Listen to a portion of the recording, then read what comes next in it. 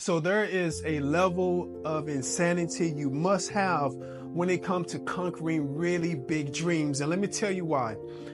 I remember when I was a junior in high school, and I'm really embarrassed by this story, but I'm going to share it with you all today.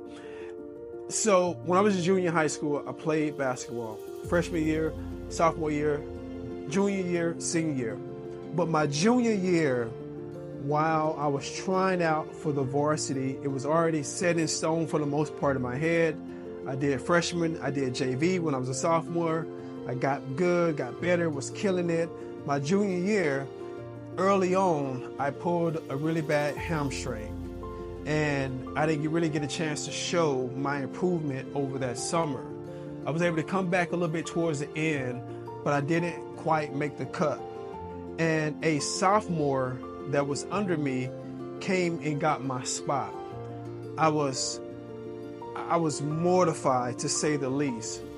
But then how my brain worked, being a fan of Michael Jordan. If anybody know Michael Jordan? I was a fan of Michael Jordan, and I remember that Michael Jordan was cut when he was a junior. So instantly I'm like, okay, let me turn this into a positive. And then I just started just killing on JV, right?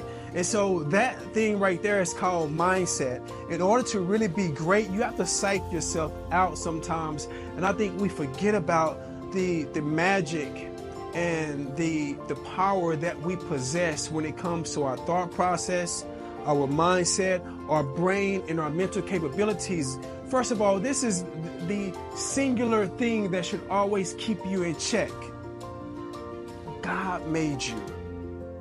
God makes no mistakes. God made you in His image, in His likeness. And so coming from that essence in itself, you know that you have all the tools and the mental capacity to do the things that you dream about doing. And so I end up having a great junior year. I didn't get a chance to move up to varsity. I finished the whole year on JV. For a lot of people, it was an aha moment. People even now, it's like, man, you're a junior, you played JV. But what I had the opportunity to do the next year, because I really want to play for this particular coach, Coach Bacon. I never forget, they won state championships. I just couldn't wait to play for Coach Bacon. But my senior year, he took another job, and there was a new coach that they brought in.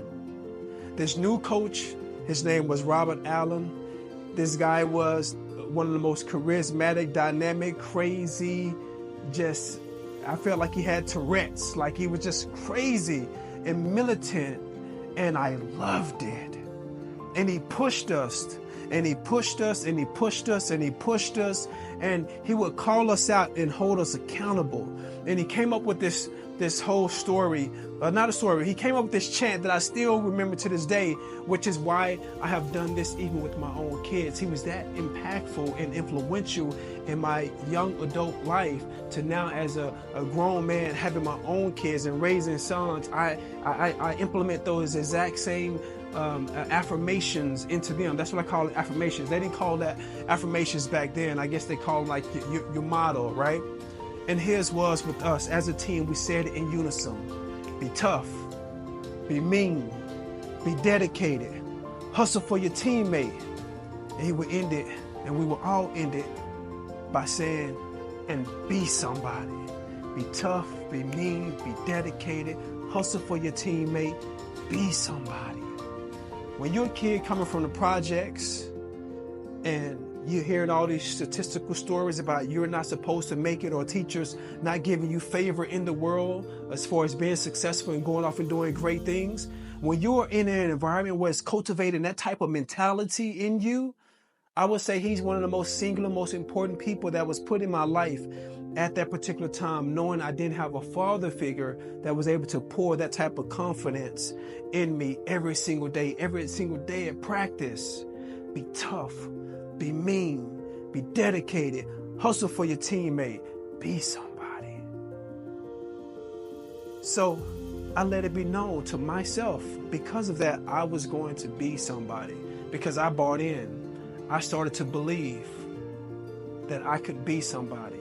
And that's an important lesson for everybody and anyone that's going through something, anyone that's starting over, anyone that has a dream, anyone that's aspiring to do something, anyone that has heard no, anyone that's had a door closed in their face, anyone that says that this is the ideal that I have, I'm going to pray about it, and then I'm going to get to work. And then I'm going to get to work. And then I'm going to get to work. Because once you do the work, the results come. That's just how the universe works, right? Once you do the work, the results will come.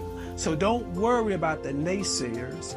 Don't worry about the haters. Don't worry about the ones who continuously doubt you. Pay them no mind. I paid them no mind.